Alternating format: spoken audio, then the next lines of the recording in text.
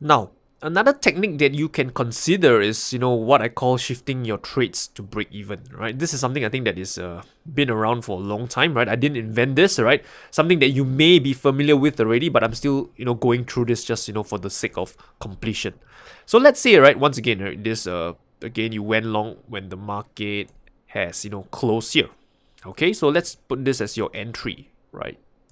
Right, this, let's change this to green, right? And let's say your stop loss is, let's say, somewhere here, right? Just below this low. Give it some buffer. Let's shift this to red color, right? Change this to red.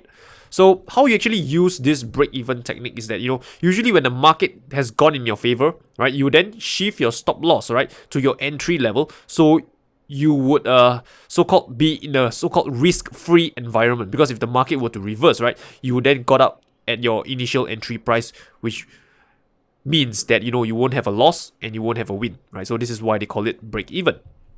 Okay, so a few ways to do it is that some traders like to shift it to break even when they get a one-to-one risk to reward. So let's say that this is your initial risk, right? So if you get a one-to-one, let's say from your entry to your, let's say somewhere here is a one-to-one, right?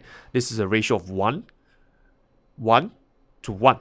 Okay, so they will shift their stop loss to break even, right? So let's say the market at this point has clearly hit a one-to-one risk to reward for you, right? You shift your stop loss to your entry price, right? Somewhere around here. Okay, so you can see that if the market were to reverse right now, right, it would hit your stop loss, right, which is at your entry price. So there won't be a win or a loss on this trade. Okay, so this is another technique that you can consider, right? So another way you can shift your stops to break even is, when the market comes towards a structure. Like for example, this is a previous support that could potentially become resistance. So when the market comes to a structure that you feel that it may have difficulty going through, you can shift your stops to break even.